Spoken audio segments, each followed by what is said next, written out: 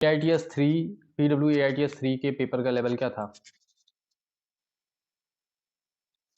I think मैंने AITS 3 का 2 बार revision कराया था।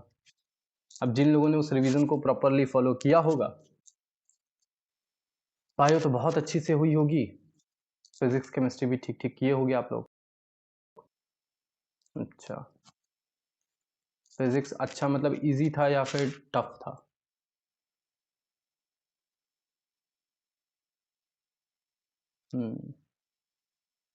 ठीक है, ओके। और एलन 12th फुल सिलेबस कैसा था? Elon leader 12th full syllabus कैसा था? मे बी थोड़ा बहुत नेटवर्क का इशू हो सकता है, वाईफाई की स्पीड स्लो है, जहाँ वॉइस लैग हो बताइएगा।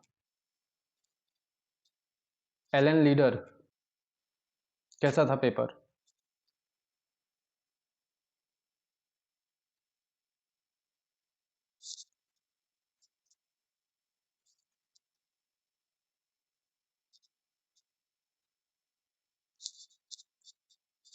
अच्छा,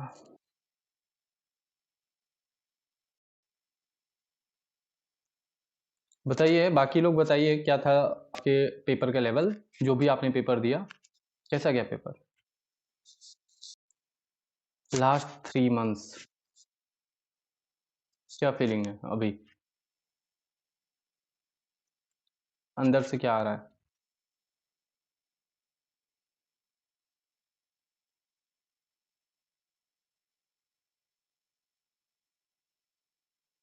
हम्म,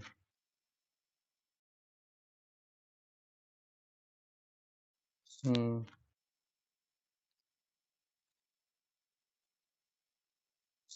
हम्म,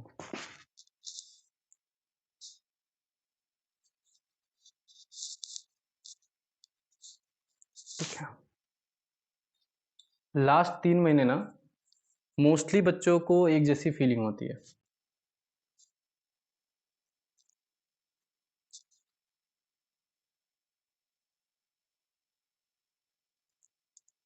जिन लोगों के मल्टीपल अटेम्प्ट्स और ड्रॉप हो चुके हैं, अब तक जो अटेम्प्ट और ड्रॉप आपने दिया था और ये जो देने वाले हैं, अलग फीलिंग है या सिमिलर फीलिंग है?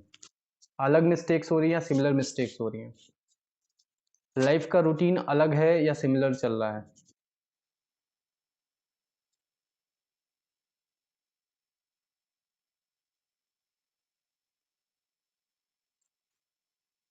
हम्म, किसके लाइफ में पीस नहीं है? Because of family, because of relationship. Academic और प्रिपरेशन की वजह से पीस नहीं है वो समझ आता है, but because of family, because of friends, because of relation, because of anything accept academic और पढ़ाई और प्रिपरेशन, मोस्टली लोगों के जीवन में। और इट्स कॉल्ड लाइफ, ठीक है। बहुत रेयर जूनियर्स होते हैं, बहुत रेयर कॉम्पिटिटर्स होते हैं जिनकी ज़िंदगी में सारी चीज़ें स्मूथ होती हैं, या वी कैन से कि उनको फैमिली, फ्रेंड्स और रिलेशनशिप से सपोर्ट मिलता है, पीस मिलती है। अदरवाइज 99% इंसान ऐसे ही होते हैं जो अपनी पर्सनल लाइफ में स्ट्रगल कर रहे होते हैं, ठीक है, अगर आप कनेक्टेड हैं तो। हम्म, मेरे जैसा इंसान ज़्यादा स्ट्रगल नहीं करता है रिलेशनशिप में, फैमिलीज में या फ्रेंड्स में, बिकॉज मैं सबसे बहुत ज़्यादा डिस्टेंस बना के रखता हूँ, ठीक है। कुछ ही लोग हैं दोस्त के नाम पे, ठीक है, उनसे भी उतना ही जितना टाइम मिल जाए, ठीक है। हाँ, लाइफ में उनके अच्छे बुरे टाइम में अपन नहीं हो पाते हैं, जब उनको ज़रूरत होती है तो मोस्ट ऑफ द टाइम अपन नहीं हो पाता, ठीक है। आप देख रहे होंगे मेरे पास एक कीपैड फ़ोन है, ठीक है, किसी ने पूछा था कि आपके पास कीपैड फ़ोन भी है। ये स्पेशली पता है किस लिए फ़ोन है?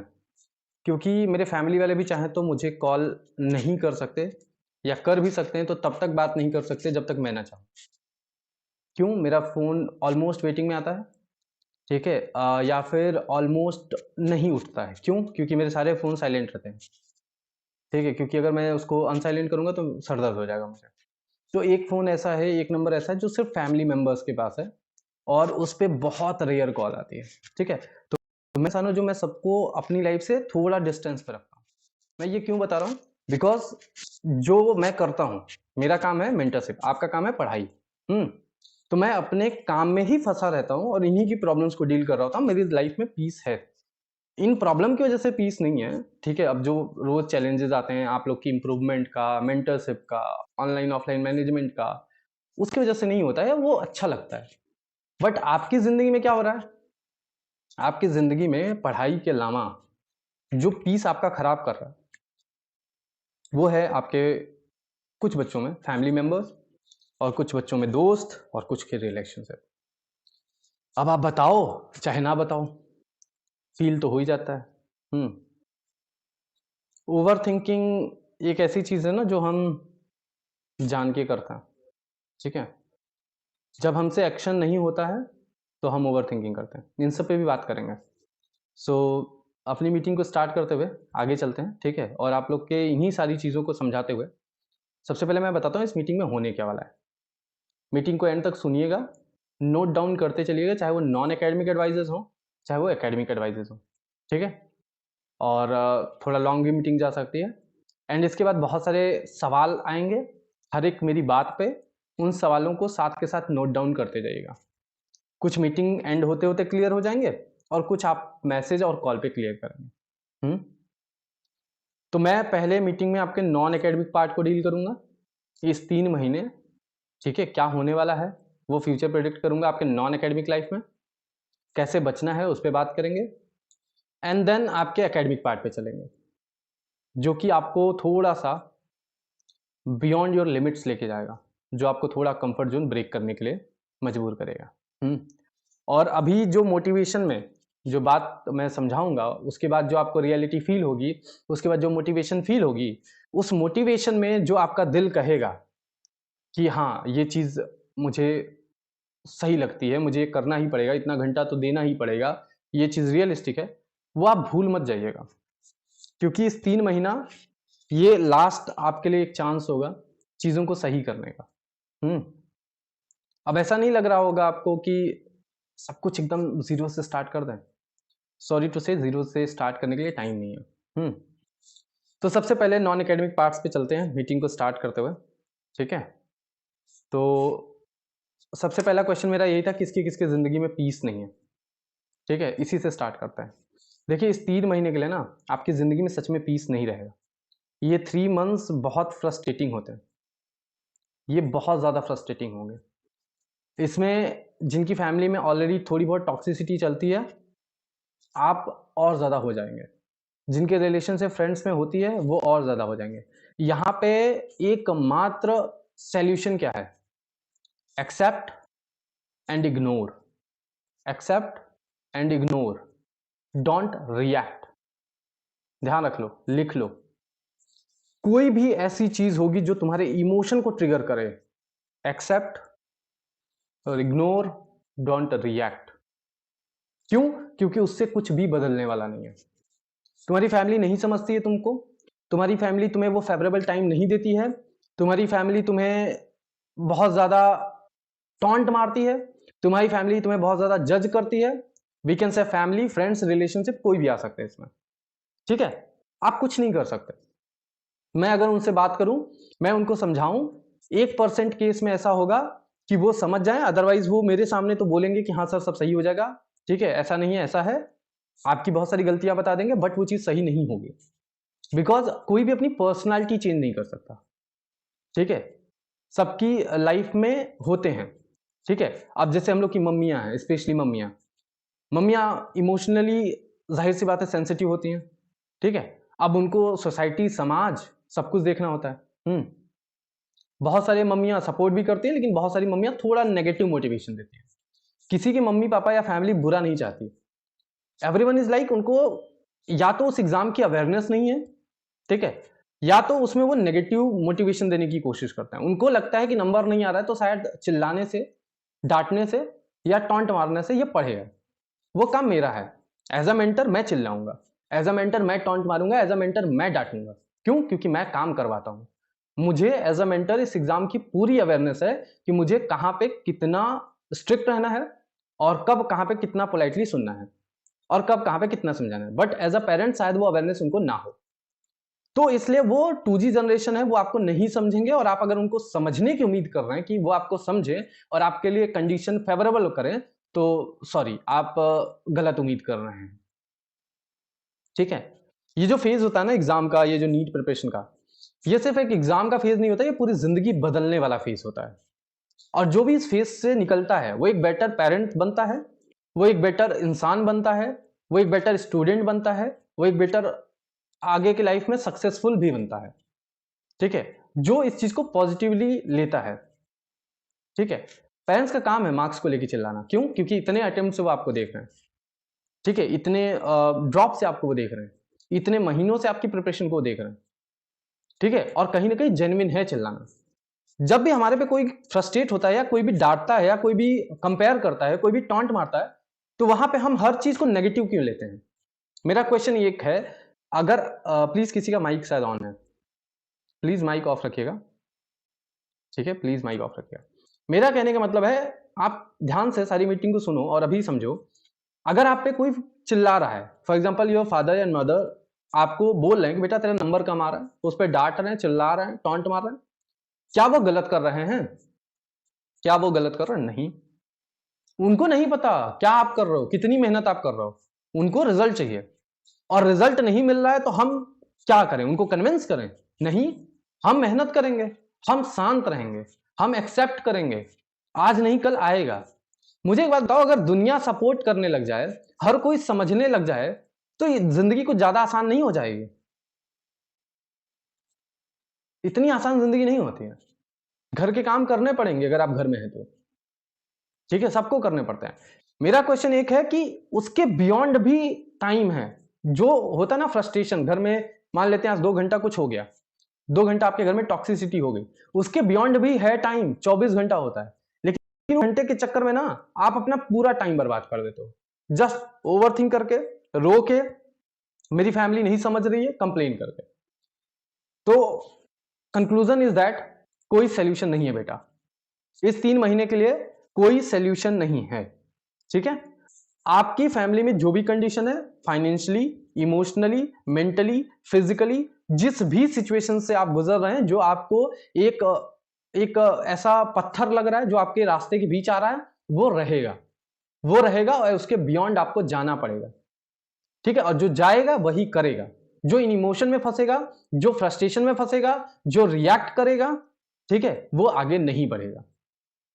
ये नीट की पहली कह सकते हैं चैलेंज है जो आपको मिलता है इन 3 महीनों के लिए स्पेशली, कि इमोशनली वो आपको हिलाएगा, फ्रस्ट्रेट करेगा। क्यों? क्योंकि आप अपनी पढ़ाई में फ्रस्ट्रेट हो, और वो फ्रस्ट्रेशन वहां जायज है। वो फ्रस्ट्रेशन अगर किसी और फ्रस्ट्रेशन से मिली तो रिएक्शन होगा, और रिएक्शन इतना गंदा होगा कि आपका दिन खराब हो जाएगा। ठीक है, तो मेडिटेशन कीजिए, वो बहुत जरूरी है इस 3 महीने के लिए। मेडिटेशन मेरी नजर में स्पिरिचुअलिटी है, कि आप थोड़े से ज्यादा स्पिरिचुअल हो जाइए। आप नास्तिक हैं तो आप मेडिटेट कीजिए, आप आस्तिक हैं तो आप स्पिरिचुअल हो जाइए, सब उस पर छोड़ दीजिए, चाहे बिलीव करते हैं ईश्वर, अल्लाह या मदर नेचर। ठीक है, लॉ ऑफ अट्रैक्शन बहुत बहुत बहुत बहुत ज्यादा वर्क करता है। सबकॉन्शियस माइंड जो अट्रैक्ट करता है, जो रखता है, वैसी चीजें होती हैं। और आपको ये जान के भी आश्चर्य होगा कि आप इंप्रूवमेंट में बहुत ज्यादा इंपैक्ट क्रिएट करता है।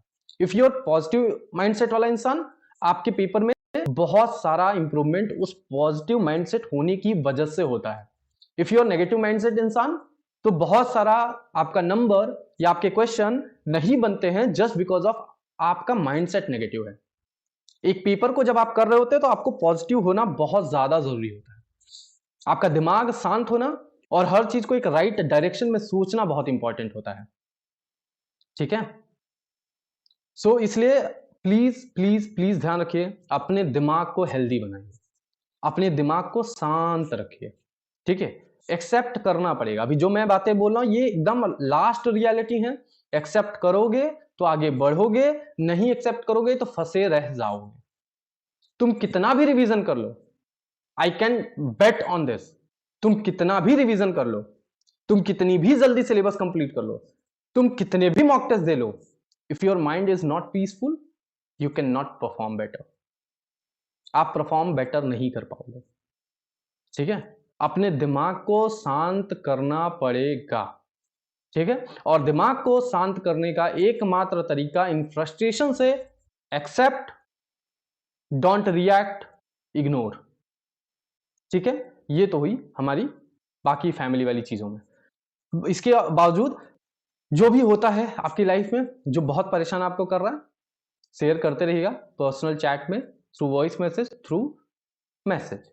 एटलीस्ट सुनूंगा, समझूंगा, और आप शेयर करोगे तो थोड़ा हल्का फील होगा। That's it. तो हमारा पहला पॉइंट फ्रस्ट्रेशन के ऊपर था। दूसरा पॉइंट हमारा रूटीन के ऊपर होगा, ठीक है। बहुत सारे लोग आप में से रूटीन पे अभी भी स्ट्रगल कर रहे हैं, ठीक है।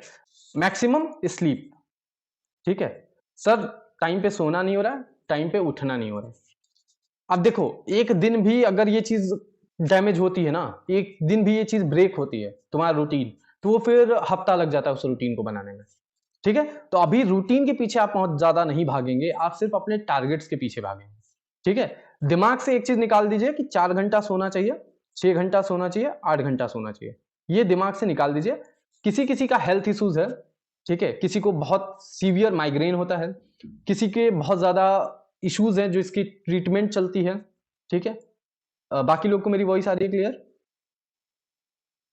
ठीक है। तो इन सब अगर रीजंस हैं, बहुत ज्यादा हेल्थ इश्यूज है, तो जाहिर सी बात है आप अपने स्लीप को कॉम्प्रोमाइज नहीं कर सकते। डॉक्टर ने जितना रिकमेंड किया है और जिस कंडीशन में रिकमेंड किया आपको वो स्लीप लेनी पड़ेगी। But if you are at least healthy, ठीक है, छोटे मोटे हेल्थ इश्यूज सबके लाइफ में आते रहते हैं, बट स्टिल अगर आप उतने हेल्दी हैं, आप प्लीज स्लीप का रोना छोड़ दीजिए, ठीक है। कुछ दिन नहीं सोएंगे तो बिल्कुल भी कुछ नहीं होगा। हेडेक कुछ देर तक होगा, ठीक है। मेडिसिन यूज कीजिए, हेडेक होता है 3 महीने के लिए तो बाम यूज कीजिए, चाय यूज कीजिए, ठीक है।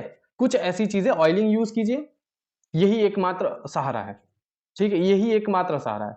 यू कैन नॉट कि सर सो नहीं पाए, ये नहीं कर। भाई देखो, आज कुछ नींद अधूरी है, कल कुछ नींद पूरी कर लेंगे, लेकिन आज जब अधूरी है तो आज एक्स्ट्रा स्टडी कर लेते हैं ना, जिससे कि कल जब थोड़ा कम स्टडी करेंगे तो स्लीप पूरी कर पाएंगे।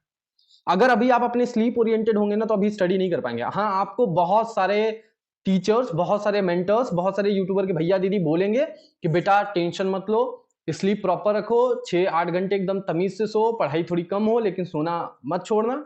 मैं भी इस चीज पे बिलीव करता हूं, लेकिन जिसके अंदर सिलेक्शन की भूख है उसको नींद नहीं आएगी, खत्म बात। मैं सच बता रहा हूं, मैंने ऐसा नहीं है कि देखे नहीं है ऐसे बच्चे जो अपनी नींद को सेक्रीफाइस करके पढ़े हैं, ठीक है। और मुझे जो दिखता है मैं वो आपको बता रहा हूं। हाँ बेटा, स्लीप उतना फर्क नहीं पड़ेगा तुम्हें, ठीक है। कुछ दिन में इंसान कहां से कहां की आदत पकड़ लेता है, ठीक है। तो सबसे बड़ी चीज है दिमाग शांत होना चाहिए, और दिमाग को शांत करने के लिए स्लीप उतनी जरूरी है जितना में दिमाग शांत हो जाए। किसी को 10 मिनट सर नीचे करने से दिमाग शांत हो जाता है। तुम्हें स्लीप की जरूरत क्यों है? क्यों? क्योंकि तुम बहुत ज्यादा ओवर थिंक कर रहे हो। क्यों? क्योंकि तुम बहुत ज्यादा डीमोटिवेट फील कर रहे हो। क्यों? क्योंकि तुम बहुत ज्यादा होपलेस फील कर रहे हो। क्यों? क्योंकि तुम बहुत ज्यादा फ्रस्ट्रेटिंग फैमिली या फ्रेंड्स के इन्वायरमेंट में हो। इसलिए तुम्हें नींद की बहुत ज्यादा जरूरत होगी। जिसको सिर्फ पढ़ाई है, जिसके लाइफ में थोड़ी शांति है, जिसका दिमाग थोड़ा शांत है, उसको स्लीप की उतनी भी जरूरत नहीं है जितनी हम सोच रहे हैं, और उसके जीवन में स्लीप इतना भी बैरियर नहीं बनने वाला। अब ये स्लीप मैटर करेगी, किसी का सिलेबस ह्यूज बाकी है, रिवीजन ह्यूज बाकी है, भाई थोड़ा सा स्लीप को कॉम्प्रोमाइज कर, ठीक है। किसी का सब बढ़िया चल रहा है, ऑन टाइम चल रहा है, हाँ स्लीप को 6 घंटा तो प्रॉपरली लो, ठीक है। इसके अलावा खाने पीने का क्या रूटीन होना चाहिए? टेबल रेडी है तुम्हारे लिए डाइनिंग टेबल बनने के लिए, तुम्हारी study table is like dining table, ठीक है। अपने रूटीन में खाने की कुछ ऐसी चीजें ऐड करो जिससे कि बहुत ज्यादा खाने की जरूरत ना पड़े। फॉर एग्जाम्पल, सुबह उठते कुछ ड्राई फ्रूट्स वगैरह लो, ठीक है। चने वगैरह लो जो हेल्दी होते हैं, ओट्स लो, ठीक है, जिससे कि तुम्हें एक सही सोर्स ऑफ प्रोटीन मिल पाए, सही अमाउंट ऑफ प्रोटीन मिल पाए और सही अमाउंट ऑफ फाइबर मिल पाए, ठीक है। तुम प्रॉपर फाइबर लो, प्रॉपर रूटीन लो, प्रॉपर लिक्विड लो, बाकी खाना कम खाओ, टाइम पे खाओ, ना खाओ, कोई फर्क नहीं पड़ता। दूध पियो, ठीक है, प्रॉपर लाइक नट्स वगैरह लो, ठीक है, जिसमें प्रोटीन हो, ठीक है। ओट्स वगैरह लो जिसमें फाइबर हो, उसके बाद खाने का ऊपर नीचे चलेगा, और नहीं तो टेबल पे बैठे बैठे भी खा सकते हो लेक्चर देखते हुए, ठीक है। तो कुल मिला के अब इस पे मैं बहुत ज्यादा नहीं आपको खींचूंगा कि रूटीन कैसे बनाए, नहीं, 3 महीना रूटीन बनाने का वक्त नहीं है। टारगेट मिलेगा, करना होगा। तीसरा, टाइम मैनेजमेंट। क्यों भैया टाइम मैनेजमेंट क्यों नहीं हो पा रहा? क्यों टाइम मैनेजमेंट नहीं हो पा रहा? 24 घंटा है आपके पास। हम अपने टाइम को लेके अगर अवेयर नहीं है तो हमारा टाइम जाएगा। हम क्यों अवेयर नहीं है? क्योंकि हम अपने टाइम को थोड़ा सा फॉर ग्रांटेड ले रहे हैं। ठीक है, थोड़ा सा फॉर ग्रांटेड ले रहे हैं। ठीक है, अभी मैंने जस्ट ऑफलाइन वालों को डांट सुनाई है। 4:30 पेपर खत्म हुआ है, 6:30 सेंटर पे आ जाना चाहिए था, 30 मिनट लेट क्यों हुआ? अननेसेसरी शॉपिंग में क्या जरूरत है? मेरे लिए 30 मिनट इंपॉर्टेंट रहता है। आए, चाय पिए, एनालिसिस पे लग चुके हैं। एनालिसिस खत्म होगी मेरे मीटिंग के बाद, उसके बाद उनका टारगेट असाइन होगा। टाइम नहीं है। तुम्हें सोचने में आएगा कि 1 घंटा हम रिफ्रेश कर लेते हैं, अरे आज तो टेस्ट हुआ है, 1 घंटा आराम कर लेते हैं। ऐसा कुछ नहीं है, ऐसा कुछ भी नहीं है। आपको करना पड़ेगा, टाइम नहीं है। अपने 24 घंटे को मिनट बाय मिनट टीटीएस में लिखना स्टार्ट करो, जिनसे भी टाइम मैनेज नहीं होता है। सुबह उठने से लेकर रात के सोने तक 1-1 मिनट, सुबह उठ के इतने बजे से इतने मिनट तक ब्रश किया, इतने बजे से इतने मिनट तक खाना खाया, इतने बजे से इतने मिनट तक फोन चलाया, इतने बजे से इतने मिनट तक फिजिक्स का इतने घंटे का लेक्चर देखा, इतने बजे से इतने मिनट तक इतने क्वेश्चन किए। मैं क्यों कह रहा हूं टीटीएस बनाने के लिए, चाहे आपका टाइम कितना भी मैनेज हो रहा है, और क्यों कह रहा हूं उसको चेक करने के लिए? बिकॉज आपको पता चलेगा कि जहां खाने में 30 मिनट लग रहा है, वहां पे हम 15 मिनट लगा सकते हैं। जहां हमें 2 घंटे के लेक्चर में 3.5 घंटा लग रहा है, वहां पे हम 3 घंटे में काम चला सकते हैं। जहां पे हमें 30 क्वेश्चन में 2 घंटा लग गया, वहां पे हम 30 क्वेश्चन में 1.5 आवर में काम चला सकते हैं। ये चीज आपको कैलकुलेट करनी होगी, और ये चीज अगर आपसे नहीं कैलकुलेट होगी तो मुझसे कैलकुलेट करवानी होगी। आपको 2-3 दिन का टीटीएस एक साथ भेज के कॉल पे लग के। ठीक है, क्यों? क्योंकि आप बेटे 15 घंटा पढ़ रहे हो, यही इंपॉर्टेंट नहीं है। इस 15 घंटे में आपने कितना टारगेट कंप्लीट किया, यह भी इंपॉर्टेंट है इन 3 महीनों के लिए। इस 15 घंटे में आपने सिर्फ 3 लेक्चर किया, ठीक है, उसकी सिर्फ डीपीपी करी, ये बहादुरी वाली बात नहीं है। ठीक है, बहादुरी वाली बात यह है, इस 15 घंटे में जिस चीज को जितना टाइम देना चाहिए था, हमने दिया या नहीं दिया? अब ये टाइम आप क्यों सही से यूटिलाइज नहीं कर पाते? क्योंकि आप बहुत सारे फोमो में फंस जाते हैं। क्या फोमो फंस जाता है कि जब तक ये इतना घंटा नहीं करेंगे, हमसे नहीं होगा। मैं आज आपको जो बोलूंगा वो चीज बस मानिएगा। क्यों? क्योंकि उसके बाद आपके पास कुछ बचता नहीं है। अगर वो आपको लग रहा है कि नहीं ये बहुत फास्ट है, अरे यहां पे तो मेरे को याद नहीं होगा, अरे यहां पे तो मुझे समझ नहीं आएगा, तो बेटा फिर कब आएगा? 3 ही महीने हैं। महीने में देख रहे हो 3 महीने हैं, दिन में कितने दिन हैं? कितने दिन है आपके पास बचे? बताइएगा, कितने महीने बचे आपके पास? 90 दिन। 3 महीना मतलब 90 दिन। और ये क्या 90 दिन एक्यूरेट आपको मिलने वाले हैं क्या? 90 दिन एक्यूरेट मिलने वाले हैं? बिल्कुल नहीं। इसमें एक तो संडे संडे जा रहा है, ऊपर से गर्ल्स की बात करें तो क्रैम्स, पीरियड्स, ये अलग टाइम वेस्ट करेगा। ठीक है, किसी की हेल्थ इश्यूज की बात करें, बहुत सारी चीजें इधर उधर खराब हो जाएंगी। तो कुल मिला के 90 दिन नहीं है आपके पास, कहने के लिए 90 दिन है। इसमें आप 10-12 घंटा अगर पढ़ रहे हैं, उसमें भी सिर्फ 2-3 लेक्चर हो रहे हैं। क्या कर रहे हैं आप? अपने टाइम को सही से यूटिलाइज करना सीखिए। ठीक है, अगर आपको अपने टाइम का यूटिलाइजेशन ही नहीं आ रहा है, तो भाई तुम सिलेबस का कैसे यूटिलाइजेशन करोगे? कैसे करोगे? आधे तो ज्यादा आप में से अपने एग्जाम को लेके ही अवेयर नहीं है। एप्लीकेशन फॉर्म निकलेगा, डेट आएगी, फालतू का दिमाग में फोमो आएगा। तुम्हें पता है ना कि नीट एग्जाम होना है, तुम्हें पता है ना कि एप्लीकेशन आना है, उस पर रिएक्शन ही नहीं जाना चाहिए, किसी की वीडियो ही नहीं देखनी चाहिए। जो टाइम वेस्ट होगा ना यूट्यूब पे स्ट्रैटेजीज देख के, एग्जाम का क्या चेंज है, कुछ कोई मतलब नहीं रखता।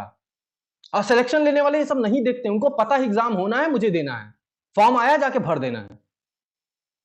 ठीक है, घर की प्रॉब्लम की, इन्वायरमेंट की बात की कि तुम्हें इग्नोर करना होगा, एक्सेप्ट करना होगा, बिना रिएक्ट किए आगे बढ़ना होगा। ठीक है, ये चीजें ध्यान रखिएगा। इसके बियॉन्ड मैंने बताया है कि क्वेश्चन प्रैक्टिस कैसे करनी है, कितने टाइम लिमिट में करनी है। इसके बियॉन्ड मैंने बताया कि उन क्वेश्चन प्रैक्टिस को कैसे बार बार रीअटेम्प्ट करना है।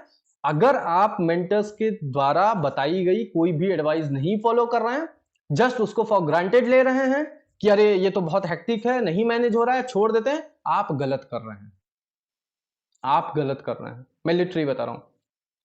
इन 3 महीनों के लिए जो मैं बोल रहा हूं उस पर आगे बढ़िए, ठीक है। नहीं आपका इंप्रूवमेंट होता है, मैं जिम्मेदार हूं। आपके सीनियर मेंटर्स की डिस्कशन में थोड़ी कमी आती है, मैंने उनको आज सुधरवाया है। इवन आज आपको भी बता दूंगा क्या क्या कमियां सुधरवाया है, ठीक है। प्लीज माइक ऑफ कर लीजिए, किसी का माइक ऑन है, ठीक है। अब चलते हैं इन सब चीजों के अलावा, ठीक है, आपके टेस्ट पे, ठीक है। तो सबसे पहले मुझे बताइएगा नॉन एकेडमिक पार्ट में कुछ आपका बचा? मैंने आपके फ्रस्ट्रेशन वाली बात करी कि इस टाइम पे मूड ऊपर नीचे होगा, ठीक है। मैंने आपके रूटीन वाली बात करी कि रूटीन खराब होगा, ठीक है। मैंने आपके टाइम मैनेजमेंट वाली बात करी, ठीक है, कि आपको कैसे टाइम अपना अच्छे से यूटिलाइज करना है और कैसे उसमें देखना है कि हाँ जितने घंटे पढ़े उतना क्या बेस्ट निकला। इसके बियॉन्ड जितनी नॉन एकेडमिक चीजें हैं share with me, don't share with your GM, don't share with your SM, उनसे सिर्फ आप एकेडमिक पे रहो। मैं जनरली आपको बोल रहा हूं, एकेडमिक के लिए मैंने उनको रखा है, ठीक है। मेरे पास इतना टाइम नहीं है कि मैं इतना ज्यादा डिटेल दे के आपकी एकेडमिक को संभाल पाऊं। मैं आपकी प्लानिंग प्लॉटिंग करूंगा और मैं आपके नॉन एकेडमिक पार्ट्स को लेके चलूंगा और मैं आपको एक ऐसे रास्ते पे लेके चलूंगा जहां आपसे गलती नहीं होगी। तो जो मैं प्लानिंग प्लॉटिंग पे लेके चल रहा हूं उसमें जो भी नॉन एकेडमिक प्रॉब्लम आती है शेयर टू मी, ठीक है। उसमें जो भी एकेडमिक प्रॉब्लम आती है share to your SM, share to your GM, ठीक है। और कुछ चीजों को थोड़ा सा आपको एक्सेप्टेंस के साथ सुधारनी होगी। एंजाइटी, डीमोटिवेशन, मोटिवेशन, ठीक है, पैनिकनेस और ओवर थिंकिंग क्यों कर रहे हो? तुम्हें पता है ना वेस्ट ऑफ टाइम है, करके कुछ बदल लोगे? अभी तक कुछ बदला है? ओवर थिंकिंग आ रही है तो ओवर थिंकिंग का सिंपल सा रीजन है कि तुम्हारा स्कोर नहीं आ रहा है। स्कोर नहीं आ रहा है इसका मतलब सही एक्शन नहीं कर रहे हो तुम। सही एक्शन क्या ओवर थिंकिंग करने से सुधर जाएगा? तुम खुद को क्यों इतना वीक बना रहे हो? क्यों खुद को ये मोटिवेशन डिमोटिवेशन के चक्कर में फंसाए हो? तुमसे रफ और डिसिप्लिन और स्ट्रिक्ट और एकदम गुस्से वाली पढ़ाई नहीं हो सकती। तुमसे खुद पे सिंपैथी आने के बजाय तुम खुद से स्ट्रिक्ट नहीं हो सकते, खुद को 2 थप्पड़ नहीं लगा सकते। किस बात का ओवर थिंकिंग? क्यों तुमसे मेहनत नहीं हो रही है? क्यों तुम्हारे लिए तुम्हारा सपना इतना इंपॉर्टेंट नहीं है? क्यों तुमसे रोज काम चोरी हो जा रही है, रोज प्रोक्रेस्टिनेशन हो रहा है? एक मेंटरशिप के होते हुए तुम क्यों रोज ओवर थिंक कर रहे हो प्लानिंग को लेके? तुम क्यों सोच रहे हो तुम्हारा सिलेबस कब खत्म होगा? तुम क्यों सोच रहे हो तुम्हारा रिवीजन कैसे प्रोडक्ट होगा? अरे तुम दो 15 घंटा, मैं दिखाता हूं सिलेबस कैसे 1 महीने में खत्म होता है। तुम दो मुझे 16 घंटा, मैं दिखाता हूं सिलेबस के साथ रिवीजन कैसे होता है। तुम करो उतनी प्रैक्टिस, तुम करो उतना रिवीजन। तुम्हें लगता है एक बार पढ़ा नहीं याद हुआ, 2 बार पढ़ा नहीं हुआ था, अरे 3 बार पढ़ ले, 4 बार पढ़ ले। मुझे एक बात बताओ, तुम सब में अपने धर्म की कुछ स्पिरिचुअल चीजें याद हैं?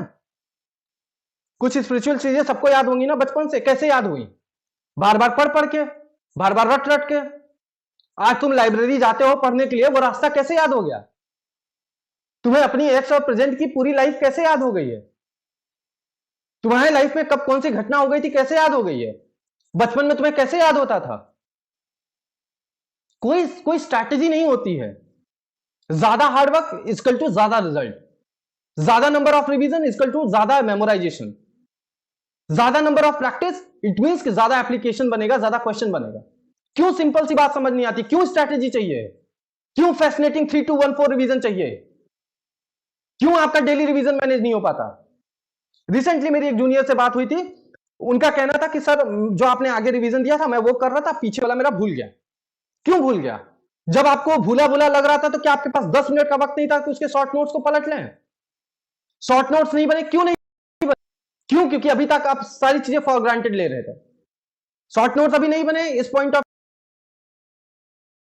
बने बनाए शॉर्ट नोट्स यूज करो। मैंने आकाश शर्मा का ऑलरेडी दे रखा है, उस सॉरी अविनाश शर्मा का दे रखा है, उससे भी नहीं बन रहा है, मैं नीट पैप से उठा के दे दूंगा। एक से एक टॉपर के नोट्स पड़े हैं वहां पे। लेकिन जब करना चाहेंगे, जब हमें पता होगा कि हम क्या भूल रहे हैं और क्या हम नहीं भूल रहे हैं, हमें उसके लिए टाइम मैनेज करना होगा। हम क्यों खाते खाते अपना एक शॉर्ट नोट नहीं पढ़ सकते? क्यों? हम क्यों सोने से पहले आज जितनी बार जो चीजें पढ़े उसको पलट नहीं सकते? हम क्यों सुबह पढ़ाई स्टार्ट करने से पहले जितनी चीजें कल पढ़े थे उसको पलट नहीं सकते? क्यों? क्योंकि परफेक्शन चाहिए। क्यों? क्योंकि एक ही बार में याद करना है। क्यों? क्योंकि एक ही बार में रिजल्ट आएगा। रिजल्ट से रिलेटेड और स्कोर से रिलेटेड मैं आपको एक चीज समझा देता हूं, ठीक है। इन बचे हुए 3 महीनों में आप स्कोर का पहले सोचना बंद कर दो, ठीक है। मैं स्कोर पूछूंगा, आपका एसएम स्कोर पूछेगा, आपको स्कोर नहीं सोचना। लास्ट मंथ होता है स्कोर देखने का, ठीक है। अभी जो भी मैं प्लानिंग करने वाला हूं, जो भी मैं आपको समझाने वाला हूं, वो स्कोर बेस्ड नहीं है। वो आपका स्कोर नहीं लाएगा, वो नीट में स्कोर लाएगा। ठीक है, क्यों? क्योंकि यहां के जो पेपर हैं, यहां के जो एग्जाम चल रहे हैं, वो एक अलग चीज है। उसका क्या लॉजिक है अभी मैं समझाने का इतना मीटिंग का टाइम नहीं है। जिनका सब अच्छा चल रहा है उनको चलने दो, उनका स्कोर आएगा। जिनका सिलेबस इतना इतना बचा है, जिनका रिवीजन इतना इतना बचा, तुम स्कोर का मत सोचो, तुम रिवीजन का सोचो। और एक बार रिवीजन करने पे स्कोर नहीं आएगा, एक बार प्रैक्टिस करने पे स्कोर नहीं आएगा। तुम्हें लगता है कि एक बार सिलेबस कर लिया, एक बार रिवीजन कर लिया, एक बार प्रैक्टिस कर ली, तुम्हारा नीट हो जाएगा। नहीं होता है ऐसा, कुछ लोगों के साथ होता है। ठीक है जी, जया मिल जाएगा। और दूसरी बात, अगर नहीं स्कोर इंप्रूव हो रहा है, या फिर फॉर एग्जांपल कि तुम्हारी स्पीड स्लो है, तो तुम उसको बढ़ाने के लिए क्या कर सकते हो? तुम्हारे पास सोल्यूशन होना चाहिए। अगर अगर लग रहा है कि सारा सोल्यूशन ऑलरेडी एप्लीकेबल है, तो तुम उस पर ओवरथिंक क्यों कर रहे हो? कुल मिला के एक्सेप्टेंस लानी होगी 3 महीने के लिए। अभी रिसेंटली मैंने अपनी स्टोरी पे एक वीडियो डाला था ना, कि जो बच्ची 500 लाती थी, जो बच्ची कभी 550 लाती थी, वो कैसे 700 लाई, कैसे लाई बताओ तो? तुम कहते हो ना तुम्हारा 650 नहीं आ रहा, नीट में कैसे आएगा? तो जिस बच्ची का कभी 700 नहीं आया, उसका कैसे 700 आया? तुम्हें लगता है ना कि 600 आएगा तभी सिलेक्शन होगा? तो क्यों हजारों हजारों बच्चे जो 600 नंबर ला रहे होते हैं मेंटरशिप में, वो सिलेक्ट नहीं हो पाते? बताओ। किसी का कुछ डिपेंड नहीं करता। तुम बस अपना ऑनेस्ट होके मेहनत करो। जो तुम्हें बता दिया गया स्टेप, उस स्टेप में अपनी पूरी ऑनेस्टी डाल दो, पूरा प्रोडक्टिविटी डाल दो। ठीक है, और देखो धीरे धीरे इंप्रूवमेंट होगा। इंप्रूवमेंट बहुत स्लो चीज है, कभी अचानक से होती है, कभी बहुत स्लो होती है, और कभी डायरेक्ट नीट एग्जाम में होती है। कुल मिला के मेरा क्वेश्चन इज दैट, तुम्हें एग्जाम देना है या नहीं? हाँ या ना, हाँ या ना, हाँ या ना। तो जो बोला जा रहा है बस उसको करो। क्यों? क्योंकि उस पर रियलिटी चेक देने के लिए हम बैठे हैं। अगर तुम्हें दिया गया target with all the step तुम कर रहे हो, तो तुम सही डायरेक्शन पे हो। उसका सोचना भूल जाओ, बस तुम उस चीज को करो। आज नहीं कल वो देगा। हार्डवर्क कभी भी वेस्ट नहीं जाती है। ठीक है, just a minute, just a minute.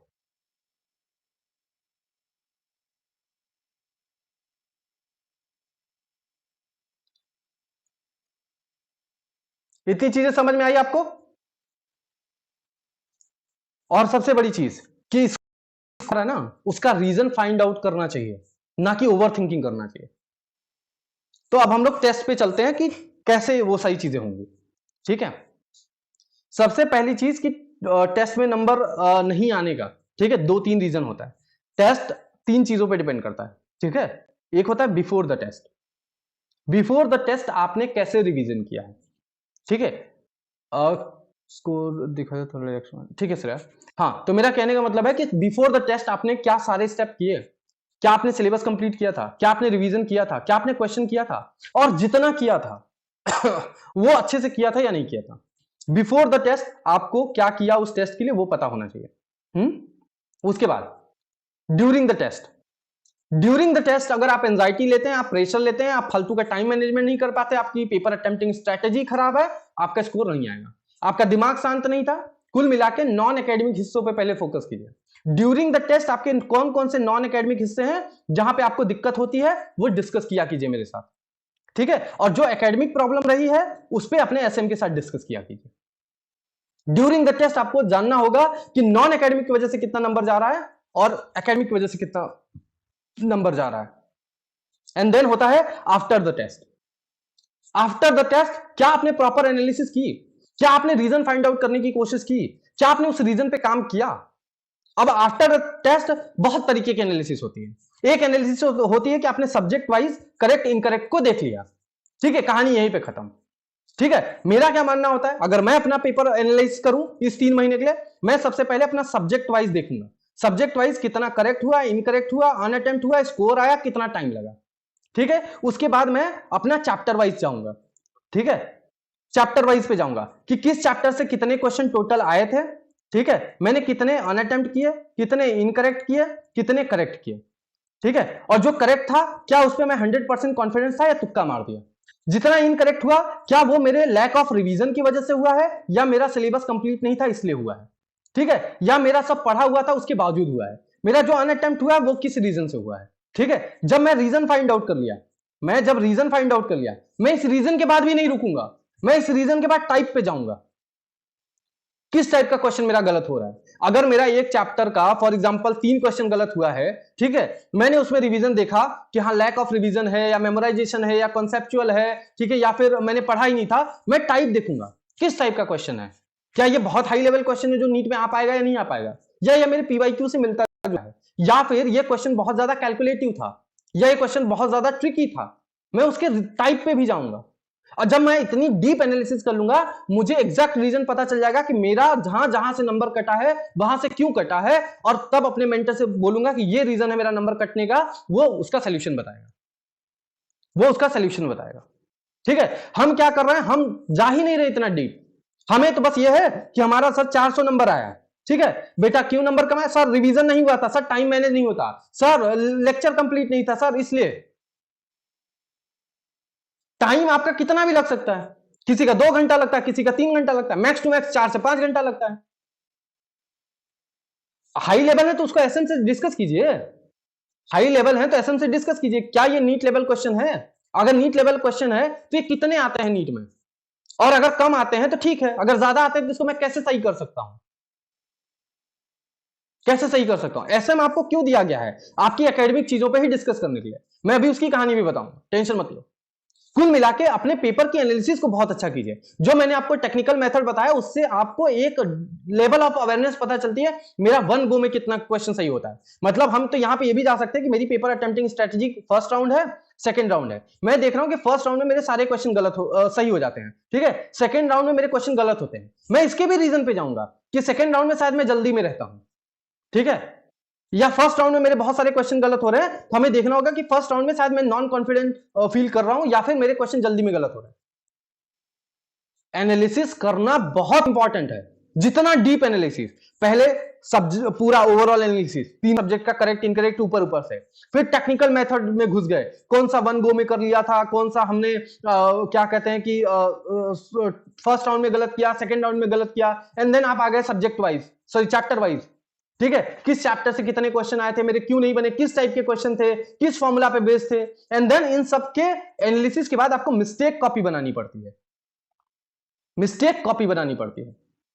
कैसी मिस्टेक कॉपी, मेरा ये टॉपिक वीक रहा था, इसमें कॉन्सेप्चुअल गलती आ रही है, ये फॉर्मूला भूल रहा था, वो फॉर्मूला लिख लिया, ये फैक्चुअल क्वेश्चन था, उस लाइन को लिख लिया। मिस्टेक कॉपी कुछ लोग chapter wise sorry subject wise बनाते हैं, कुछ लोग पूरा एक कॉपी बनाते हैं, ठीक है।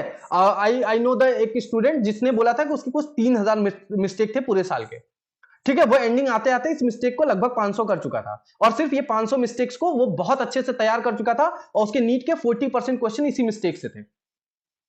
वो अपनी तीनों सब्जेक्ट की मिस्टेक कॉपी नंबर वाइज बनाता था पूरे टेस्ट की, किसी का फॉर्मूला भूल जाता था, वो डायरेक्ट फॉर्मूला मिस्टेक कॉपी में लिख देता था, कोई फैक्चुअल क्वेश्चन डायरेक्ट लाइन भूल जाता था, डायरेक्ट लाइन को इंसॉर्ट करके वो लिख देता था, कोई कॉन्सेप्ट भूल जाता था, उस कॉन्सेप्ट को इंसॉर्ट करके उस क्वेश्चन को वहां पे लिख देता था, कोई कैलकुलेशन भूल जाता था, कोई सिली मिस्टेक हो जाती थी, उसको वहां लिख देता था, अगर कोई पूरा का पूरा टॉपिक वीक होता तो उस टॉपिक का नाम लिख देता था कि ये वीक है, और उस मिस्टेक कॉपी को सुबह उठ के डेली स्टार्टिंग फ्रॉम एंडिंग वो डेली पलटता था फास्ट फॉरवर्ड, वो अपनी मिस्टेक को दोबारा नहीं होने देता था, कसम खा लिया था एक मिस्टेक एक बार हो गई दोबारा नहीं होगी। तो क्या हमने बिफोर द टेस्ट अपने चीज को समझा कि हमने कैसे पेपर की तैयारी करी थी, क्या हमने ड्यूरिंग द टेस्ट अपने माइंडसेट को समझा कि कैसे हमने पेपर को परफॉर्म किया था, क्या हमने आफ्टर द टेस्ट उसकी तमीज से एनालिसिस करके उसकी मिस्टेक कॉपी को नोट डाउन किया, एंड देन जहां जहां में कंफ्यूजन हुआ क्या हमने अपने एसएम से डिस्कस किया। और एसएम से क्या डिस्कस करना है, सबसे पहले ध्यान से सुनिए, सबसे पहली चीज कि बिना पेपर के एसएम डिस्कस नहीं करेगा, अगर करता है तो मत करवाइए, क्वेश्चन पेपर होना चाहिए, आपकी सॉल्विंग कॉपी भी अगर आप उनको भेज पाए तो प्लीज भेजिए। हमने मेंटर्स को कंपलसरी किया कि लास्ट के 3 महीने के लिए आप प्लीज उनकी सॉल्विंग कॉपी चेक करें। सॉल्विंग कॉपी क्या होता है कि आप जहां अपने पेपर को सॉल्व किए हो, कुछ लोग पेपर पे ही सॉल्व करते हैं, कुछ लोग एक पेज पे करते हैं, अगर आप ऑनलाइन करते हैं तो वो इजिली आप उनको भेज सकते हो, ठीक है, अगर आप ऑफलाइन करते हो तो अगर वो अवेलेबल हो पाए तो उनको दे दीजिए। सॉल्विंग कॉपी से आपके तरीके का उनको पता चलेगा कि आप किस तरीके से सॉल्विंग करते हैं, ठीक, एंड देन आप अपनी एनालिसिस शीट भेजिए, जो आपने अपनी अब तक एनालिसिस किया कि कितने इनकरेक्ट अनअटेम्प्ट किया, कैसे हुआ, ठीक है। ये 3 चीज उनको एक दिन पहले ही भेज के टैग कर दीजिए कि सर ये तीनों चीज चेक कर लीजिए, ठीक है, और एनालिसिस शीट में लिख दीजिए, ठीक है, आप यहां पेपर के साथ भेज दीजिए कि क्वेश्चन नंबर ये मेरा स्किप था, क्वेश्चन नंबर ये मेरा इनकरेक्ट था, सर आप इन क्वेश्चन को देख लीजिएगा, क्योंकि इस वाले क्वेश्चन नंबर में मुझे लग रहा है कि ये बहुत हाई लेवल था, इस वाले क्वेश्चन को मुझे लग रहा है एनसीईआरटी के आउट ऑफ द था, मुझे ये वाले क्वेश्चन में लग रहा है कि ये बहुत ज्यादा कैलकुलेटिव था, आप उनसे पूछिए, ठीक है, जितने भी क्वेश्चन आपने स्किप किया, आप पढ़े हुए थे, आपको सोल्यूशन देख के भी समझ नहीं आया रीजन, आप उनसे क्वेश्चन दिखा के पूछिए, वो आपके डाउट नहीं सॉल्व करेंगे। कुछ मेंटर से जो अपने लेवल पे कर देते हैं डाउट सॉल्व, आपको सॉल्व करके दिखा देते हैं, लेकिन मेंटर अगर आपको पहचान के बता दिया कि ये क्वेश्चन क्या था बेटा और कैसे हो सकता था, तुम्हें इसको कैसे अप्रोच करना चाहिए था, तो तुम फिर कर लोगे कि नहीं कर लोगे? मुझे एक बात बताओ। और बताओ, टेस्ट डिस्कशन से लेकर रिलेटेड तुम्हारे क्या कंफ्यूजन है कि टेस्ट डिस्कशन में ये कर सकते हैं कि नहीं कर सकते? पूछो तुम। क्यों? क्योंकि पूरी एनालिसिस के बाद, पूरी मिस्टेक कॉपी के बाद तुम्हें अपने एसएम की हेल्प लेनी होगी उस पेपर में जहां तुम्हारा दिमाग काम नहीं किया। क्यों? क्योंकि वो नीट क्रैक करके बैठा है, वो वैसे पेपर को सॉल्व करके बैठा है। कंप्लीट नहीं होगा। जो क्वेश्चन करेक्ट है उनको क्या करेगा देख के, जो क्वेश्चन आपके करेक्ट है उसमें अगर किसी में आपका तुक्का लग गया है और आपको पूछना है कि क्या सर ये मेथड सही था, तो आप पूछ सकते हो, ठीक है। अदरवाइज आप स्पेशली इनकरेक्ट और अनअटेम्प्ट क्वेश्चन को दिखाओगे, उसमें भी जिसका सॉल्यूशन और एनालिसिस के बाद आपका दिमाग काम नहीं किया। और जैसे फॉर एग्जांपल आपके 40 क्वेश्चन इनकरेक्ट और अनअटेम्प्ट है, ठीक है। इन 40 क्वेश्चन में 35 क्वेश्चन को आपका रीजन पता चल गया कि ये क्यों गलत हुआ। आप डायरेक्ट पूछो सर मेरा ये रीजन था इन 35 क्वेश्चन में, इसका सोल्यूशन क्या होगा? सोल्यूशन मतलब इन रीजन पे कैसे काम करें, ठीक है। एनसीईआरटी पढ़ना पड़ेगा, क्वेश्चन लगाना पड़ेगा, टॉपिक वाइज लेक्चर देखना पड़ेगा, ठीक। और बाकी जो 5 क्वेश्चन एकदम समझ ही नहीं आया, एनालिसिस करके भी, सोल्यूशन देख के भी, वो अपने एसएम से पूछो दिखा के। जी बिल्कुल। एक टेस्ट का सही यूटिलाइजेशन कैसे होता है? फॉर एग्जांपल अगर हम संडे की बात करें बेटा, ठीक है, ध्यान से सुनना। अगर हम संडे की बात करें, संडे अगर आप मॉर्निंग में टेस्ट दे लेते हो, टेस्ट करना चाहिए 3 घंटे का टेस्ट, एनालिसिस करनी होती है 4 से 5 घंटा मैं मान लेता हूं मैक्स टू मैक्स, अदरवाइज 3 घंटा ही लगना चाहिए, मैक्स टू मैक्स 4 से 5 घंटा। फिर 4 से 5 घंटा उस वर्क ऑन एनालिसिस, ठीक है। आपका पूरा वो 13 घंटे का शेड्यूल होता है, 13 से 14 घंटे का शेड्यूल होता है। हाँ, बट आपके टेस्ट मिड में होते हैं, 2 बजे टेस्ट हो रहा है, तो आपको स्मार्टली क्या करना चाहिए? संडे, ठीक है, आपको कोशिश करना चाहिए, ठीक है, टेस्ट से पहले थोड़ा बहुत रिवीजन किया, फिर टेस्ट दिया, टेस्ट के बाद एनालिसिस कर लिया, एनालिसिस करके ना जो कल हमारा टारगेट स्टार्ट होने वाला है, ठीक, हम उस पर अभी काम कर लें, ठीक है। अगर हमारे पास कुछ लोग का आंसर नहीं आता है, आंसर की नहीं आता, उनके लिए बता रहा हूं, पहले ही कल का टारगेट थोड़ा पूरा कर लो, जिससे कि कल तुम उस चीज में टाइम दे पाओ। अदरवाइज इन 3 महीनों के लिए बेटा एक दिन का टारगेट छूट जाए, जेन्युइनली बता रहा हूं, ऐसा नहीं कि बस एक्सक्यूज मार देना, लेकिन एक दिन का टारगेट छूट जाए, लेकिन ये काम तीनों नहीं छूटना चाहिए। टेस्ट देना, उसकी एनालिसिस करना, उस पर वर्क करना, ये काम नहीं छूटना चाहिए। हाँ, जब रिजल्ट नहीं आता बेटा, रिजल्ट नहीं आता तो आप अपने टारगेट्स पे कंटिन्यू हो जाओ, आप अपनी एनालिसिस रफली कर लो, अब तो सोल्यूशन भी आ जाता है यार, एआईटीएस का भी सोल्यूशन मैं दे देता हूं, ठीक है, ठीक। उसके बाद अगर फिर भी नहीं हो रहा है, जब तक रिजल्ट नहीं आ रहा है तब तक तुम अपना टारगेट पूरा करो, रिजल्ट आते ही एनालिसिस और उस पर वर्क, रिजल्ट आते ही उस पर एनालिसिस और वर्क। जो पीछे हो गया भूल जाओ, अब तक बेटा पास्ट में क्या क्या भूल जाओ, एक्स पे ध्यान नहीं देते, प्रेजेंट पे ध्यान देते ना, रिश्ते खराब हो जाते। कनेक्ट हुआ? हाँ, देखो कितना अच्छा ज्ञान दिया मैं, समझ गए? जो पास्ट गलतियां हैं उनको प्लीज भूलो, पास्ट की गलतियों पे रिग्रेट मत करो, प्लीज आई रिक्वेस्ट यू कि पास्ट की गलतियों पे रिग्रेट करना बंद करें, ठीक है। समझ आ गया? इतनी चीजें समझ आई, इसमें कोई डाउट? लिखते चलना, बता दे रहा हूं, 3 महीने के लिए ना मैं बहुत स्ट्रिक्ट हूं, इंप्रूवमेंट नहीं सिलेक्शन चाहिए, बता दे रहा हूं, ठीक है। और एक कमी नहीं मिलेगी, क्यों? क्योंकि मैं सारे सीनियर मेंटर से बोला हूं, एडवाइस की जा रही है, मुझे भी पता होनी चाहिए। कोई एडवाइस सीनियर मेंटर को आपको कनेक्ट नहीं करते, मेरे से शेयर करो।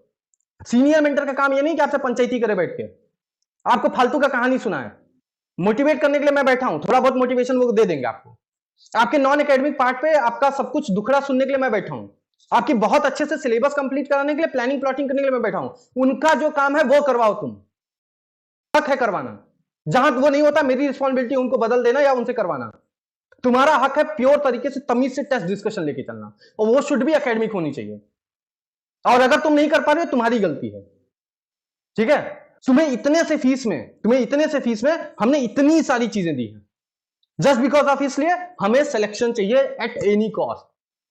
तुम्हारी नजर में मैं बुरा रहूं, डांटूं, मारूं, कुछ भी करूं, मुझे रिजल्ट से मतलब है, रिजल्ट दे देना, उसके बाद गाली दो, देते भी हैं सब, फर्क नहीं पड़ता। जो चीज कभी पढ़ी ही नहीं है उसकी एनालिसिस कैसे करोगे? नहीं कर सकते, जब आपने चैप्टर कंप्लीट किया है तो आपका एनालिसिस बनता है। एनालिसिस एंड वर्क में बेटा ये डिफरेंस है कि जब आप एनालिसिस करते हो तो आप रीजन पकड़ते हो, मेरा ये फॉर्मूला गलत था, मेरा ये कॉन्सेप्ट गलत था, मेरा ये टॉपिक वीक था, मेरा ये टॉपिक मेमोराइज नहीं था। एंड वर्क होता है उस चीज पे काम करना। फॉर्मूला याद नहीं था, मिस्टेक कॉपी में लिखो, 4 बार लिखो, याद करो। कॉन्सेप्ट वीक था, पूरे कॉन्सेप्ट को नोट से एक बार गो थ्रू करो, उनसे रिलेटेड नोट्स के सारे क्वेश्चन को रीअटेम्प्ट करो। कोई टॉपिक ऐसा था एकदम क्लियर ही नहीं हो रहा नोट्स को देख के, उस पूरे टॉपिक का फिर से लेक्चर देखो। ये सब अभी हम आपके टारगेट्स में इंक्लूड करेंगे, बताता हूं जी। कोशिश कीजिए कि उस टॉपिक को उसी दिन स्ट्रॉन्ग कीजिए। अगर टाइम नहीं बच रहा है तो उनको लिख के रखिए, जिससे कि वो धीरे धीरे टारगेट्स में आप इंक्लूड कर पाए।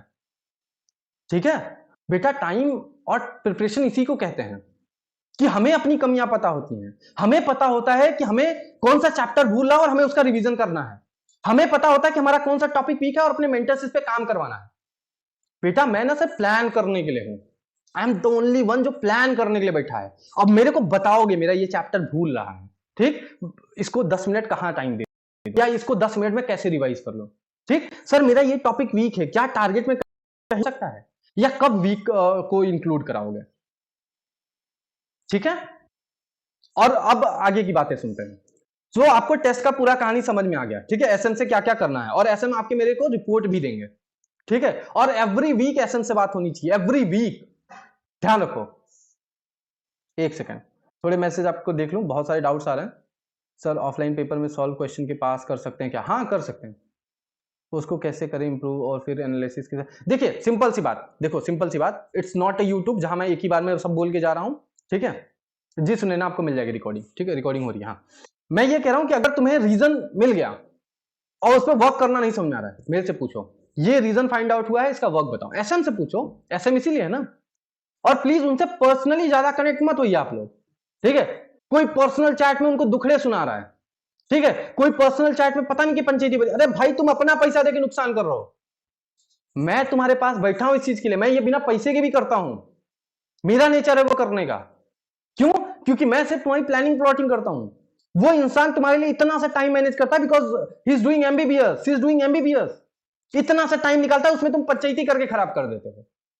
I know the one student जिनका मैंने सीनियर मेंटर साइन किया, और वहां पे वो अपनी पूरी कहा, सर मेरा ना ये हुआ, सर ऐसे फ्रॉड हुआ, मेरा ये दिक्कत हुआ, वो।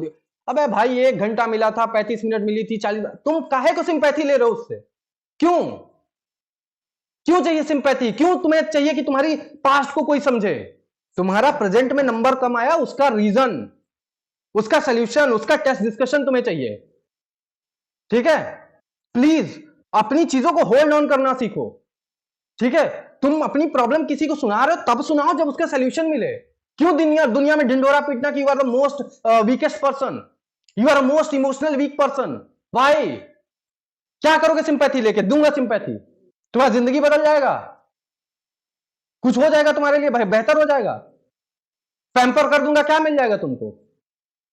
अरे रफ एंड टफ बनो भाई। ठीक है, अपना काम करना शुरू करो। ठीक है, इतनी चीजें समझ आई। अब हम लोग चलते हैं टारगेट्स पे, इन 3 महीनों के। अब तुम सोच रहोगे अरे ये बाप रे, इतना प्रेशर, इतना कुछ मैनेज करना होगा, फलाना ढिमकाना। नीट यही है, welcome in India biggest exam. 20 lakh लोग देने वाले हैं। कैसे तुम अपने आप को डिफरेंट बनाओगे? बाकी लोग यही कर रहे हैं, पता है, पूरी नीट एस्पिरेंट तुम भी रहे होगे। तुम अभी पता क्या करते हैं अगर तुम इंटर्नशिप में नहीं होते? लेक्चर कंप्लीट करते हैं, जो टेस्ट आ रहा है उस टेस्ट के अकॉर्डिंग दबा के प्रैक्टिस करने की सोच रहे होते, ठीक, और वो भी नहीं होता, और जाके टेस्ट में नंबर कम आता, डीमोटिवेट होते, बस बैठते। बेटा अभी ये टाइम नहीं है। तुम अगर टेस्ट के हिसाब से चलते रह जाओगे ना, मुझे एक बात बताओ, अगर हर कोचिंग के टेस्ट को फॉलो करके, हर कोचिंग के सिलेबस को फॉलो करके सिलेक्शन होता तो क्यों नहीं हो रहा है? क्यों? क्योंकि हर बच्चा ना एक्स्ट्रा करना चाहिए, और आप एक्स्ट्रा नहीं कर रहे थे, इसलिए मुझे जबरदस्ती डालना पड़ा। ये जो फास्ट ट्रैक में बता रहा हूं ना, ये सिलेक्शन लेने वाले बच्चे करते हैं अपने से। हम उनको लेक्चर टारगेट दे देते थे, हम उनको रिवीजन टारगेट दे देते थे, बढ़िया खींच के 2-2 3-3 दिन करके, उसके बावजूद वो फास्ट ट्रैक अपना पलटते थे। अच्छे बच्चे करते थे, होंगे कुछ जिनके नंबर 600 650 आ रहे थे, वो मेरे भर हैं, उनको पता है कि फास्ट फास्ट चैप्टर को पलटना कितना इंपॉर्टेंट है। ठीक है, अभी तुम देख नहीं रहे हो क्या क्या लेके बैठा हूं ये सब। मैं तुम्हें एंडिंग में वो दूंगा जो पेपर है नीट का। तुम क्या बढ़ा रहे हो? मैं सिर्फ मेंटरशिप में कॉलिंग नहीं देखता हूं, मेरा पूरा दिमाग चलता है कि यूट्यूब की दुनिया में क्या चल रहा है, और सारा कंटेंट अपने पास रखता हूं कि मुझे कब क्या कराना है।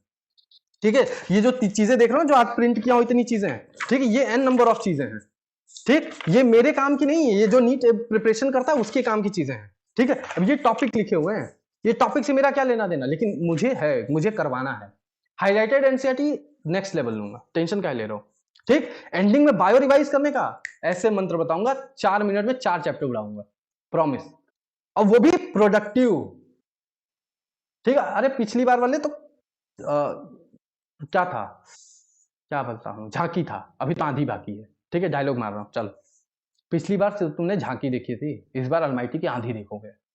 बस तुम अपने आप को रगड़ दो, मेरी जो चीज अप्लाई नहीं हो रही है, जो चीज मैंने नहीं है सामने बोलो, अगर कर लिए ना, दम है तुम में कंपटीशन बीट करने का। ठीक है, 1.5 घंटे की मीटिंग बनता है, 3 महीना बनता है। 3 महीने के लिए यार मैं हूं, सच बता रहा हूं, मैं बहुत ज्यादा रिस्पॉन्सिबिलिटी लेके बैठा हूं, तुम चिंता मत करो, बस तुम यार टाइम दो वो चीज करने के लिए। अगर मैं नहीं विजिट करूंगा यार, तुम नहीं कर पाओगे रिवीजन फास्टली, और एंडिंग में कुछ नहीं होता है जो तुम्हारे दिमाग में चलता है, एंडिंग में करेंगे, एंडिंग में करेंगे। अरे कब आएगा एंडिंग, पूरा साल सोचते सोचते देखो ना, 3 महीना बचा है यार। कब डंडे की नोक पे काम करेंगे, कब जबरदस्ती करेंगे, कब तक परफेक्शन का वेट करेंगे, कब तक क्वेश्चन प्रैक्टिस का वेट करेंगे, और कब तक क्वेश्चन बनने का वेट करेंगे। ठीक है, चलिए, ठीक है, और बाकी देखो, बिलीव करो मेरे पे, बिलीव करो, हो सकता है कहीं कहीं पे किसी पे ये चीज अप्लाई ना हो, ये भी बोल रहा हूं, भगवान नहीं, लेकिन सुनने के लिए तैयार हूं। हर चीज को जेन्युइनली सामने बोला करो, ये चीज वर्क कर रही है, ये स्टेप वर्क कर रहा है, ये स्टेप नहीं वर्क कर रहा है, मेरे को ये दिक्कत है, ये दिक्कत है, ये दिक्कत, एकदम सामने आओ, सामने आओगे खुल के काम करेंगे।